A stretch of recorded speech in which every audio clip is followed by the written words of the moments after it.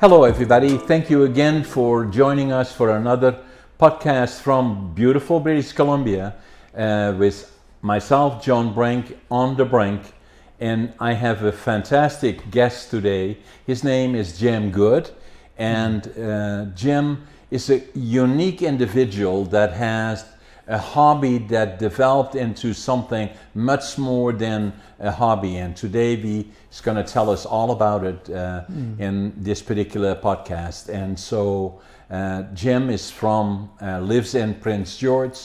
And so Jim, tell us a little bit about you. Your name is Jim Good. My name is Jim Good, yes. Yes, and where are you from originally? I was born and raised in Vancouver. In Vancouver. Yeah.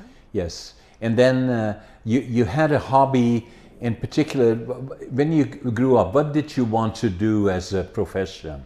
Well, I had 3 or 4 different things, and I think I wanted to get into forestry more than anything else, or a branch of forestry, but it never worked out that way.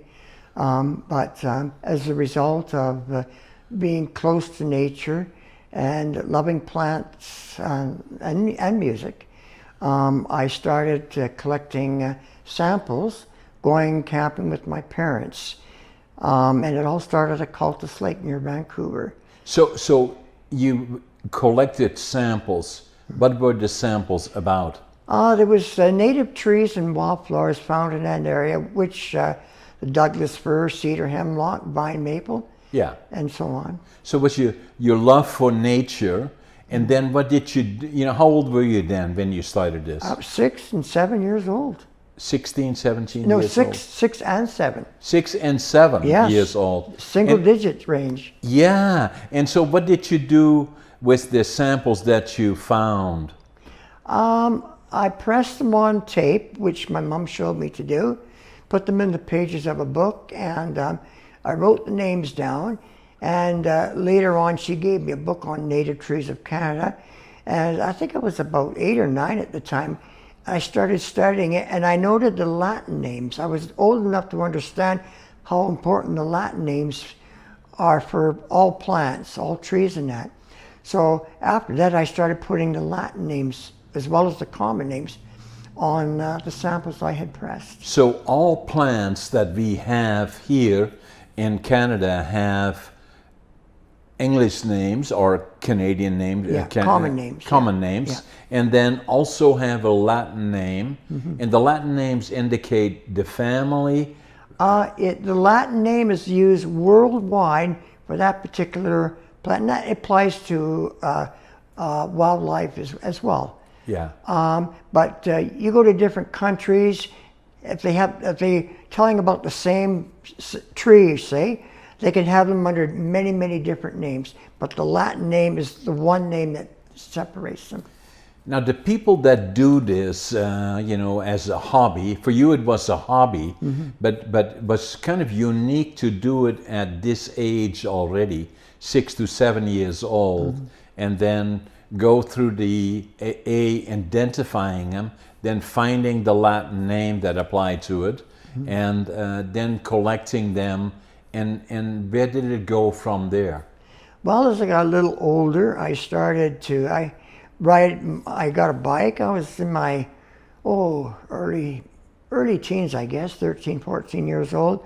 I started riding around on back in those days, 10-speed bikes didn't exist. It was just a regular 2-wheel bike. Yeah. And I would sometimes go quite a long distance, return in one day. And I had a bucket, a box I made on the front of the bike between the handlebars, which most bikes have. Yeah. But I also made something on the back to put little trees and little seedlings and press samples. I carried cardboard and a couple of rolls of Scotch tape. So I would press samples right on the spot, wherever I found them. With a pen or pencil, I would write down where I found them, the date and that. And then I think I was about 13 or 14, I got a camera. It was an old Brownie Hawkeye, which took 3x3 black and white photos. Was it one of those little box cameras? Yeah, little box cameras. Yeah. And then I started taking pictures of it. Yeah. Of the trees and that. Yeah, and so what you did then is you found the tree first that you were looking for. Were you going to certain areas that you thought the type of plant you were looking for? Well, you know. Yeah. Yeah. And so did you keep them alive then, or did you just take pieces of it? I brought back press samples, photos, and live small live small live seedlings, and I had a little pocket or a little garden shovel I carried also to dig something up wherever I found it. Whether it was on the side of the road, on the outskirts of a forest, in a ditch. Yeah. Wherever I found something small enough that I could dig up, bring it back, and plant it in my mom's backyard. So you're still in Vancouver then, right? Yeah. And then you went to school, and then what kind of a career? What did you think then of terms of a career? I wanted to really go into forestry. That never really changed, but it never worked out over the years. And I was a janitor all my working life. Right. And so this was in Vancouver, and then when did you go to Prince George? Well, we moved to Burnaby when I was 11. So what I just described, we were living in Burnaby at the time, South Burnaby, Alderwood Crescent. Just outside of, for our listeners that are from around the world, just outside of Vancouver, right? Yeah. And then I came up to Prince George in 1973 when I was 23. I came here to get away from big city life, to be close to nature. Yeah. And where did you live then? I actually lived in the back of my truck, believe it or not, for 2 years. Yeah. I was bound and determined. I have to admit, a little stubborn too. I wanted to save and buy a house, which I did. After 2 years, 73, 74 winters. The summers weren't bad, but boy, those winters, we had 40 below back in those years, usually in January. And I was able to keep warm. I had a place where I parked on the Hart Highway. It used to be the Shady Lane Motel. It's changed hands since. And that's where I stayed. I paid a small fee for electricity to have my mail delivered. But I lived in my camper beside the suite. And so by now you were in Prince George. You were working as a janitor for a particular school board, or I was on the spare board with the school board. I worked for a local Pine Center for about 9 years. That's a shopping area, right? Yeah. And then I went on to work at the old Kresge store downtown. For another 6 years. Not all that far away from here, really. No, it's not really. It's now a Northern House building. Yeah. And odd jobs in between. I was able to save. And between jobs, I had gone across the country twice collecting plants. I was denied any kind of grant or sponsor, so I saved my money. I lived wisely, clean living, and I was able to save enough and to do what I really wanted to do. So then you started collecting plants even here in Prince George, way back in, now you were in your mid-20s. And you would go across the country and to the different parts of Canada with a car. I presume now you had a car. Yeah, I had a car at first, yes. And was it a big car? Yes. Back in the days, they made big cars. And what I did, it was a 61 Plymouth Belvedere push-button automatic. Okay. I took the back seat out of it, and I still had plenty of room. At the foot of the bed, my head went to the back of the passenger seat, and that was my home on wheels. And on the other side, I had kitchen shelves, and all the rest of the space in that car, I had stuffed a plant.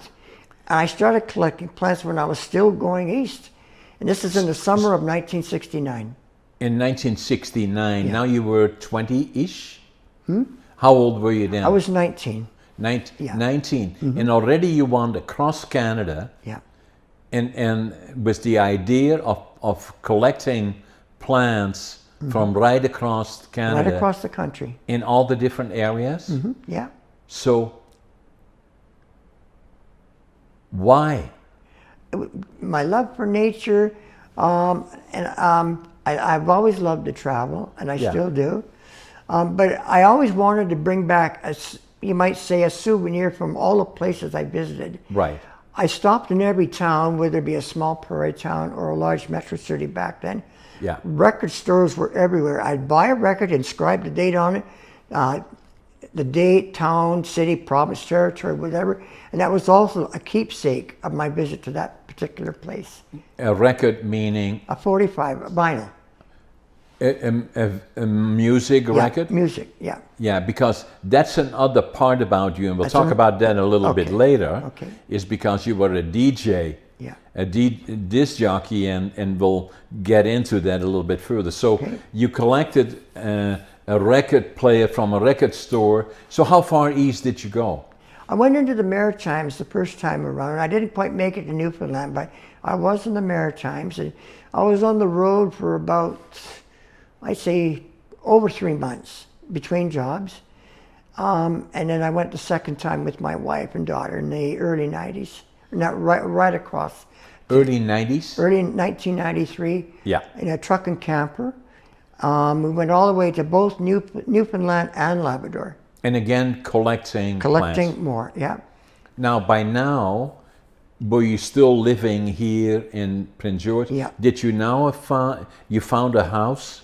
I had found a house at La Fernie on Irene Road. I was in that house for 12 years. I sold the house and I went back and lived in my old truck and camper for 1 year until I was able to find what I wanted. And that was the 160 acres in Salmon Valley, which is now Goodsir. A quarter section? Yeah, and I homesteaded there. Yeah. So you bought that from the government? No, it was through real estate. Yeah, so it was a private sale? Yeah. And you made and there was a house on it, or? No, it was raw land. There was nothing. No power pole, no driveway. I remember cutting my way in just to make a place to stay the first night. So it was virgin territory. Yeah. And so that really was your dream, to get 100 acres or so. This one was 160 acres. And it's north of Prince George, about 25 minutes? About half an hour, 32 clicks or 20 miles. Yeah, yeah. So, and by the Salmon River in that area, for those that kind of want to look it up. Right. And so that became then for you the dream of eventually starting a park. And you called it? Goodsir Nature Park. Goodsir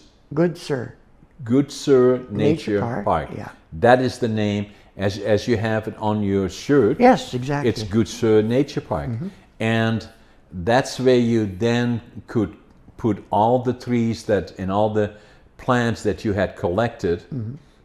You finally could find a home for them. Yes, yeah. It was a lot of work. I did it single-handedly. I homesteaded single-handedly. So how old were you then, Jim? I was 37, 38. Now you were married, and you had the daughter. Were you married then? Well, I somewhere in between buying the land and building the park. Somewhere in between, I got married. Yeah. Yes.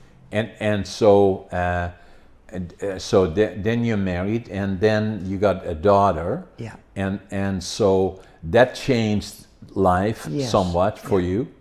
And did you already build a house then, or? I built our little starter home, which today is now the Goodsir Botanical Museum, and plus all the outbuildings except for our log house. We had that built. Yeah. So you did everything by yourself with your own two hands. Own two hands. And built Goodsir Nature Park all by yourself. All by myself. Which is a tourist attraction now. Yes. And half an hour north of Prince George. And the uniqueness of the park is, tell us a little bit about the name, Goodsir Nature Park. Well, there's a story behind why I named it Goodsir. I was named after my grandfather. Right. He was a CPR supervisor in the Golden area in the 1890s. Okay. CPR is Canadian Pacific Railroad, yeah. right? Okay. And based on the stories my father used to tell me, he was well respected by everybody, and he was honored, and he somehow acquired the name Goodsir. Now, I'm not sure how it came to be, but my dad told me they named an unnamed mountain peak in his honor around, I believe, before the turn of 1900, somewhere in around In there. the southeast of the province of British Columbia? It's located right along the Trans-Canada Highway in Yoho National Park, not far from Golden. Not close to Golden, and which is in the southeastern area. It's one of the I believe it's the 4th or 5th highest mountain peak in Canada. Wow. It's just somewhere short of 12,000 feet high. You never quite found out why they named it after him, did you? No, I don't know. Yeah, so be interesting. And I, when I was 14 years old, I made a promise to my dad. I said, I told him what I wanted to do if I bought some land someday, and if I ever fulfill my dream and my goal, I'm going to name it in my grandfather's honor. And I kept that promise. At the time I said that, it was over 35 years later when I established the name for the park. I named it after, and I kept my promise all those years. Yeah. And so, and then not so long ago, it was either last year or so, time goes so quickly. We have known each other for at least 5 years. You know, I got involved with you and your park. In fact, just for the people that are watching us, I always remember that you came to the office, and I have a lumber company here in town, and you were asking for if you could buy some wood from us, small pieces, at a discount. And so I always remember the front desk asked me, and they said, there's somebody here that wants to buy little pieces of wood, and he wants to buy them if he can get a discount. And then, so I came downstairs and started talking to you, and then I said, I need to know more. So, and we started talking, and right from there, and then I became involved. I gave you all the wood that you wanted for free, but you had told me that you were buying wood from, you got a small discount from a local store, and you know, something like 10%. And so I said, no, we can do much better than that. We'll give you all the wood, and then I have to go out there and look at this. And so that kind of started the relationship. And when I saw the park and all the effort that you put into it, I was just absolutely, totally amazed as to what one person's dream, from the time that you were 6, 7 years old, already developed the love for nature and plants, and to know the plants by the names and the Latin names with it, and you followed that dream your whole life, and then build the park that you promised your dad that you would name it after your grandfather, Goodsir. And you did that. And so when I go through there and I see all the path and all the trees from all across Canada and all the plants, they have all signs with it that tells the public that go there about it and the history behind them, you know, is unique. And then the other part about it that I found absolutely, totally amazing is that you have, not only did you have your house there that you had built and partially built yourself, you had a couple of smaller buildings that you did build yourself. And the one was kind of a museum where you kept a lot of the plants that were pressed or history about the plants. And then the other one was another amazing thing that I couldn't believe, is where all the records, vinyl records that you had collected over your whole life virtually are collected. How many are there? Well, both the rooms in the vinyl museum, I've now topped well over 40,000. 40,000 40,000. 40,000. An amazing collection of vinyl. Yes. You know, that must be one of the largest ones in Canada. I've been told, I don't know if it's true or not, but I have a friend who used to work as a DJ, a radio DJ years ago, and he says he thinks I'm somewhere in the top 50 in all of Canada. We're having the largest, and I'll add a couple words to that, privately owned record collections. Yeah. So then, amazing to see that. And then the other part about it, which kind of blew me away, is that there was a studio, like a really radio studio with the mics and the spin tables, you know, and totally set up. And then I know this guy that digs around the ground and plants plants and does all of that and amazing stuff. But he is a DJ. And I said, right. And then I saw you operate the DJ, and you are amazing. Absolutely amazing. And so you do that, you do it over the radio in the park, and you spin the records, and you know virtually everything about every single record. Not only about the song, the history of the song, the ones that are the singers, the backup, everything that you can possibly imagine about it. So that's another major hobby that you created. How did that happen? Well, when I traveled collecting plants, going back to Cultus Lake, my dad had his car radio on often, and I started listening to the songs, and his favorite radio station became my favorite, was C-Fun Vancouver, 1410 AM. And I started listening to the songs, and I could carry a song in the back of my mind. If I heard it a day later, a week later, or a year later, I would remember what it sounded like, the title, and if it was a year later, I would remember where I heard it for the very first time. That's a gift, right? It is, yeah. Because I could not imagine anybody doing something like that unless they had this deep feeling about the music and everything behind it. Yes. Well, when I traveled the country, and of course weekends, long weekends, whenever I went away, I had a little battery-operated record player. I'd stop, buy a record, and I very often played it right in the parking lot, or I play it that night wherever I camped. And it would bring back, even today, they're all in the collection.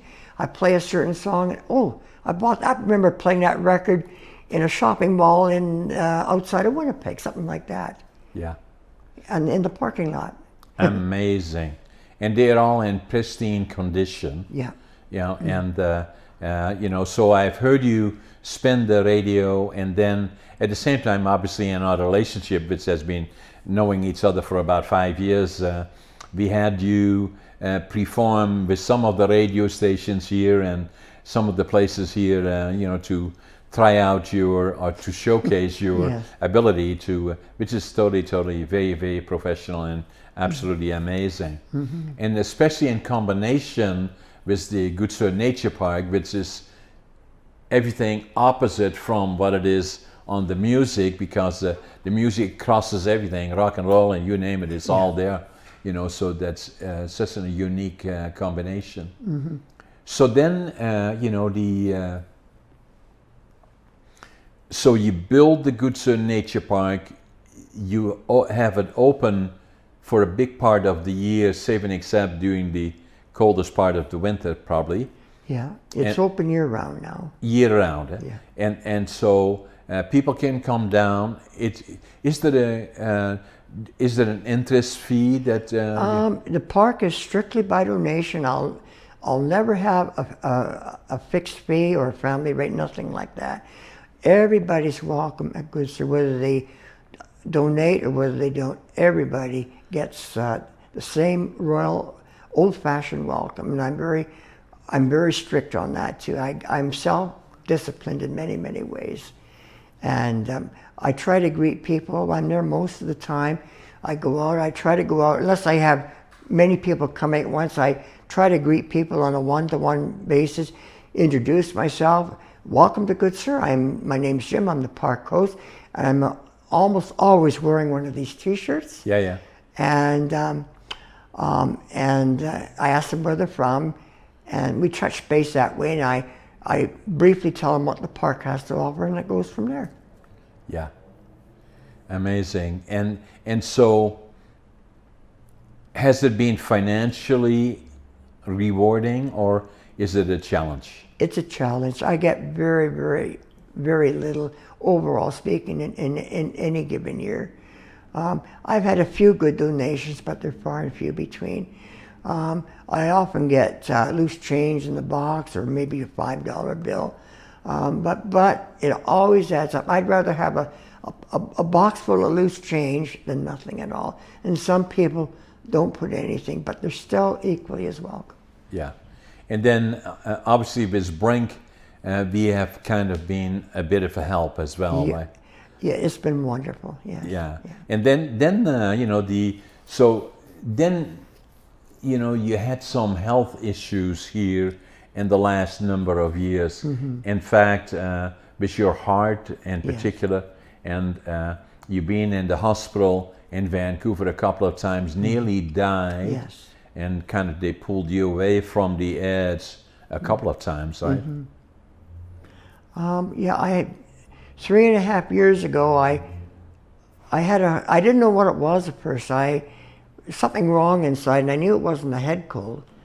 And I went to the hospital. They sent me home at first, and 3 days later I went back, and they discovered I was having a heart attack.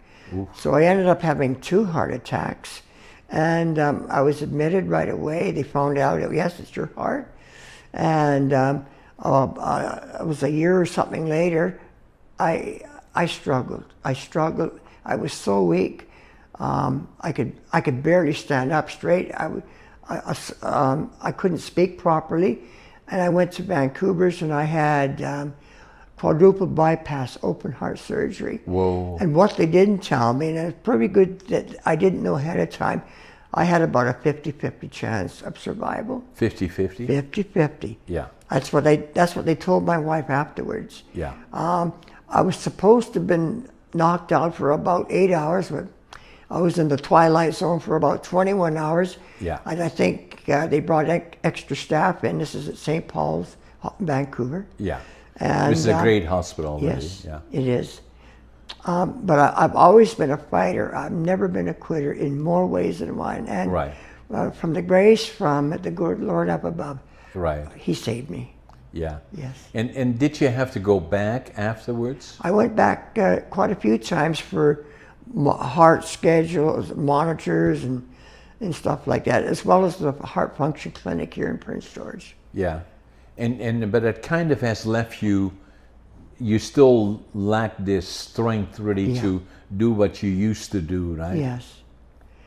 Well, there was a time, and I know myself, and I must have been a little stubborn also, but I got amazing things done, very productive. In my way of putting it, the best jobs I ever accomplished, I created from scratch. Yeah. And I would jump in head first, pedal to the metal. If all else fails, sit down, read the instructions, 3/4 of the way through. Yeah. And that's how I did it. But I can't do that anymore. I have to stop regularly. Many of the physical jobs, I can no longer take care of the park on my own. Yeah, at the same time, what you were doing is you were still doing janitor work, yes. But you're not doing that anymore. No, I'm retired. I've been retired for about 5.5 years now. Yeah, yeah. And how long were you working as a janitor? I was working, I've been 50 years in the workforce, and almost all of it was janitorial. Right. The last 20 years of my working career was at the hospital, Prince George Regional Hospital, right. which is now UNBC Hospital, right. as in housekeeping.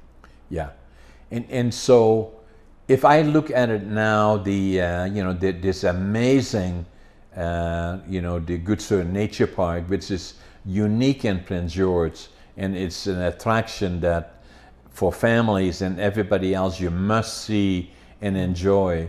Take your family out, hopefully make generous donations, although it's not mandatory, but very much appreciated It because is. you're trying to do that on your own. The same as companies, Brink has been there for you for 5 years, doing all kinds of things, and our team supports you, and and then we were able. Your house was in pretty bad It shape was, too. We had yes. to get that fixed, change the roof, and you didn't have any hot water, and No. so we is that good now, the house? It's better now. Yeah. Yeah. I still have to try and raise the money to fill the propane tank, and that's expensive. Do what? The propane tank, I think it's 500 gallons. Okay. And years ago, it was around, between $200 and $300 to fill it. Now it's over $1,300 to fill it if it's empty or near empty. Yeah, but you have a propane tank, right? Yeah, it's backup. We heat almost entirely. Yeah. About 99% of the house is heated by wood. Yeah. So, but so talk to me about that a little bit too, when it gets colder, so that we make sure we kind of help you to kind of get a full tank there, of propane. Mm-hmm. So the other part I want to share with our guests is that are watching is, especially for the business people in town, the Goodsir Nature Park is unique. I want them to go and watch it and see it and contribute to it, because it is unique anywhere in Canada, of something that represents the whole country. It's a learning area, but also from the perspective of getting to understand the plants and the trees and all those things that we have in this beautiful country. And and then the other part that is always very important for you is to get volunteers and people to help you, especially now. It is more challenging for you, and you rely heavily on finding volunteers to help you out. And so what type of individuals are you looking for? Anybody that can spare the time. I don't even know how to describe that. It's open to people that want to come out, that have a real love for doing good to others, and especially if they love nature, because Goodsir is nature, and it's all of Canada, including north of 60, every province and territory. And I am so grateful for the volunteers that have come out. If it hadn't have been for them, I would have to have closed forever. My life's work would have been no more. No good. No, that's not good. If you talk to, is the College of New Caledonia or the University of Northern British Columbia, have they been involved at all? They've come out, and I've made mention of it, but I just don't like. I don't like going, and almost feel like I'm begging. Can you please come out and help me? Maybe in a way I am. I don't know, but I have very, very few reliable. I have a handful of volunteers that have been really, really good. Yeah. I must have, in the last 3.5 years, around 200 names and phone numbers on several lists. People that have said, "Well, I'd love to volunteer." They give me their number. But when it comes time, I call them. They don't come out, or they make an excuse, or they're not there, whatever it may be. Yeah. And I'm sure many people have good reasons they can't afterwards. But I do know there's a lot of people that live in this area in Prince George that could volunteer if they wanted to. Many of them don't know about it. So let's talk about that a little bit. But what is a common sense is that to find people that care about nature. Yes. A lot of people do, right? But that in particular care about nature and the history, because what you have here, Goodsir Nature Park, is a life dream that you had already from the time that you were 5 or 6 years old, and you build it with your own 2 hands, right from the ground up, and it's unique in all the things that it has. And and it's only half an hour away north of Prince George. Yeah. So if you had volunteers, we have 7 days a week, and that a volunteer would say, well, I can only do something on Sunday. Would that be possible? Yes. Yeah. I asked them if they would phone, and I line up, and I always go by their standards. I never say, well, can you come on a certain day? I let them decide what day works best for them, and I never say, can you stay here for a certain length of time? I always let them decide. You tell me how long you want to stay, for 2 hours or 3 hours.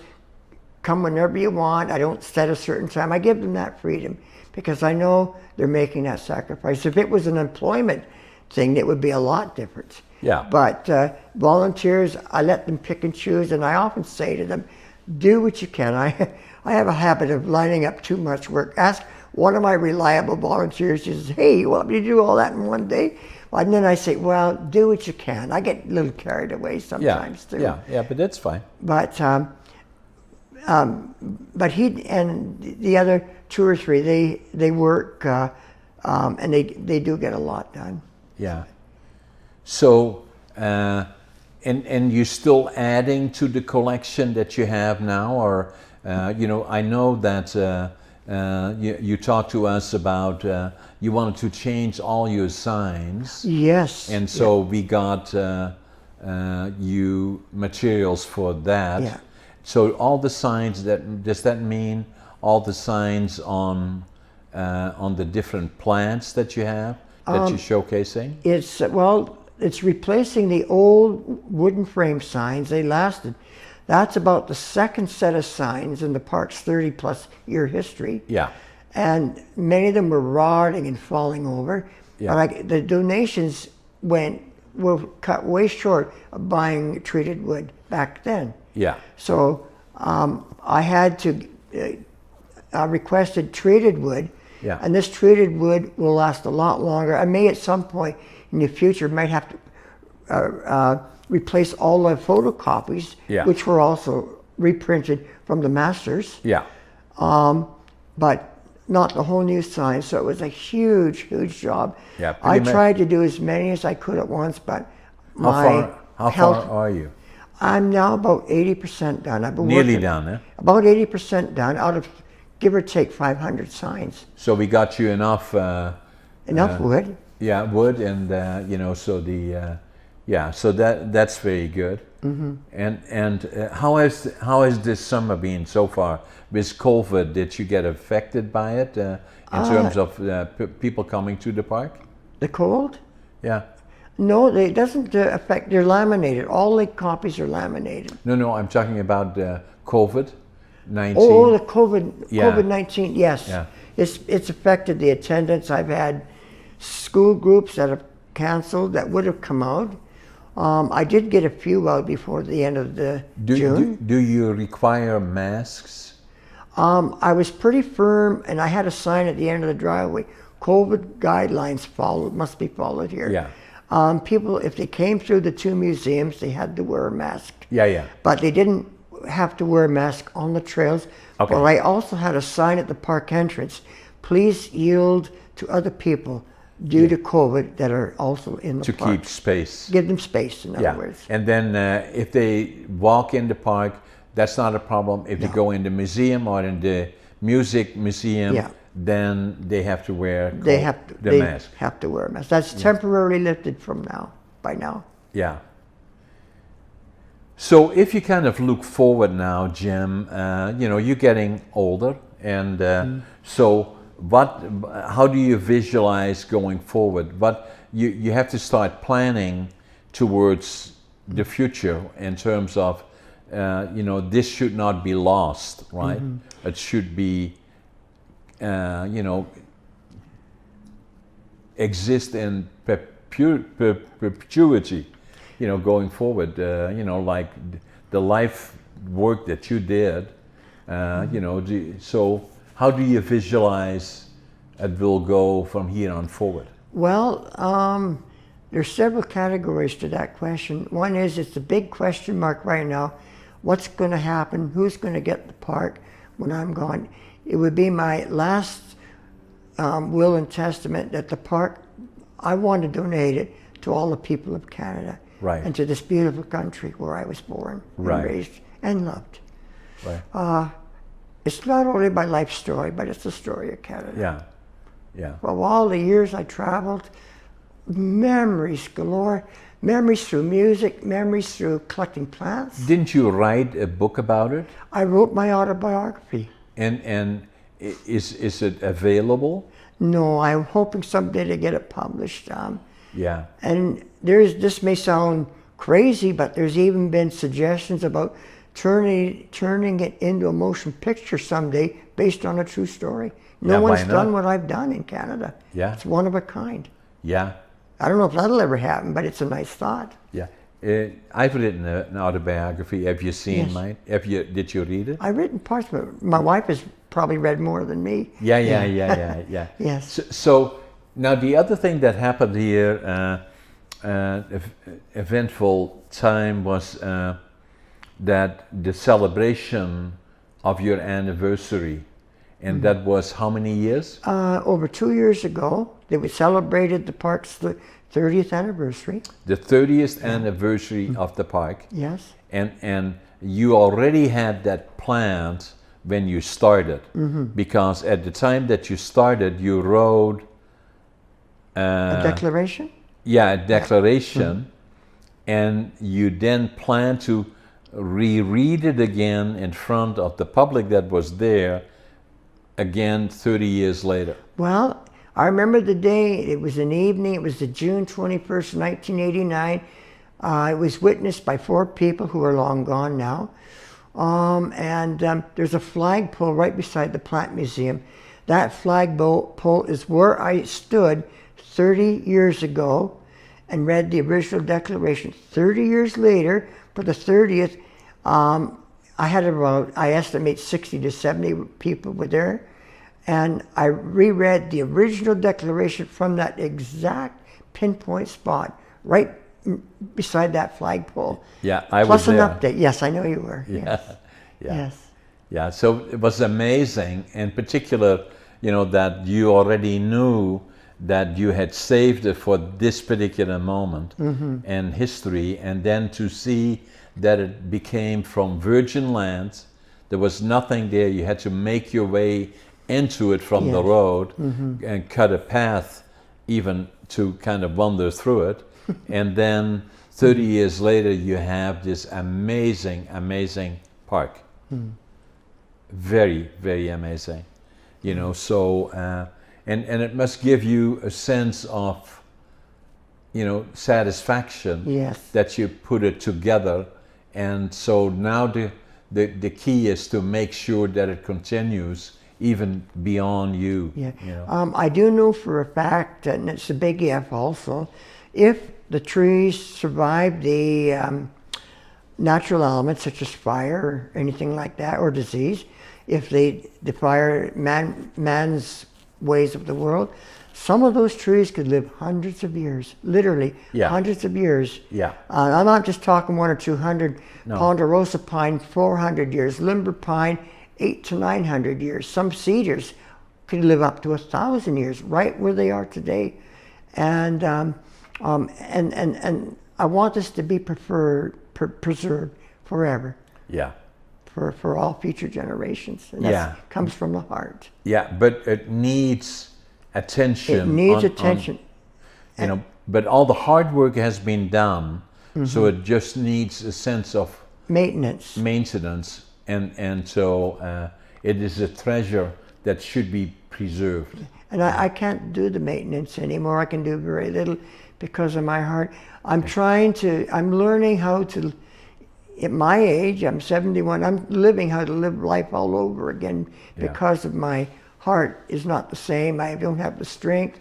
Yeah. I'm trying to do as many things as I can to make it easier for myself around the house. Yeah. And most of the park maintenance, like grooming the trails, shouldering the trails, the sign, and we're talking 2 miles of trail they put end to end. Yeah. I can do very little now. Yeah. And I've got another sponsor who's willing to supply all that gravel I need to make them all gravel proof. Yeah. Make it easier for people. It would benefit the maintenance. It would certainly benefit me. I've had several close falls. I have to really watch myself because of my condition. Yeah, yeah. If I trip, I'm more subject to cuts and bruises than I ever was before. Yeah, so and I've done that on the trails. Yeah, so so what we have been doing is helping you for the last 5 years, and so the John Paluzzi from Prince George Rolling Mix has committed to providing you with the enough, give or take 10 loads. Yeah, 10 loads of gravel. Yeah. Which is amazing, and we want to see more of that. Other people that can have equipment, small equipment that can spread it out over the path. If I had somebody, now as far as I know, I'm guessing it could take several years if I had to rely on volunteers. But it's taking the loads one wheelbarrow at a time per person. That's a lot of work. No, we want to get that done in a different way. And somebody with a motorized, small enough that could pull a tow wagon, a load full of gravel. So in this interview then, in this podcast, we're calling on people that have equipment, that can help in those areas. Obviously, Brink Forest Products already helping you on an ongoing basis. Then Prince George Rolling Mix, John Paluzzi, great. With gravel, we need find some other people that have equipment that can help spread it over the path.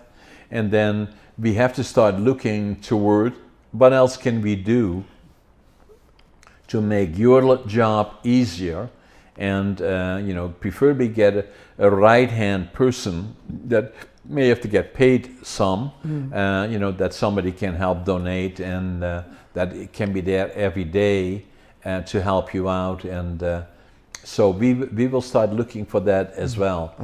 And I've thought of many times, and I don't know the first thing about, I know there's grants available. I'm disqualified right from the start through no true fault of my own, because I'm one lone person. Yeah. I've been told I've done the work of 100 people or more in some cases. Yeah. With what I've accomplished, and another one, they don't do things for private individual on private land. Yeah. So those are the two blockages I have. I'm disqualified from a lottery grant, and there's got to be some way to create maybe a trust fund. I know it can be done, and I know there's people out there that would help. I know there's money out there that could go into it to perhaps at some point in the future have maybe seasonal employment for benefit, which would benefit students. Yeah. But everybody, the community, would benefit as a whole. Yeah. So and it would make it a lot easier for me because of my condition now. So what we will do is we will, and we have done that in the past, looked at other opportunities, and we will again through this podcast and in other ways kind of do some more checking on it in terms of what is available, what can we do to make those kind of things happen, but for the people watching in the region here or elsewhere, that to contribute in some form or fashion, labor and equipment to make things easier for you would be great. So the gravel is good. We need somebody to help motorize, spread it out and kind of lay it out. And then again, we want to make sure that we talk a little bit more about what happens next, and are the grants available, and what else can we do to potentially involve the Ministry of Forestry or an other park service of some sort, to start planning for. We want you around for another 20 years, but just in case. I hope so. More than that. and longer if possible, but start kind of looking at other options. I don't plan, unless my health deteriorates and I have to go to an old folks home. I want so much, and I pray about it every day, among other prayers, to live my remaining years in my home, my log house, which is a part of the park, in Salmon Valley. Yeah. I want to live there for the rest of my life. Yeah. I've been there for 34, 35 years. I outlived my father. Longest he ever lived in one house was 27 years. Yeah. So I'm now ahead of him. Yeah, yeah, So, yeah. No, that is great. Jim, thank you for the interview. It's always a pleasure to meet. And again, we urge people that love nature, go down, visit first, look around, take your family with you. For those people that are in business and that have the ability to help in certain areas, go down, look what they can do to maintain this precious park that was created here by you with all the history.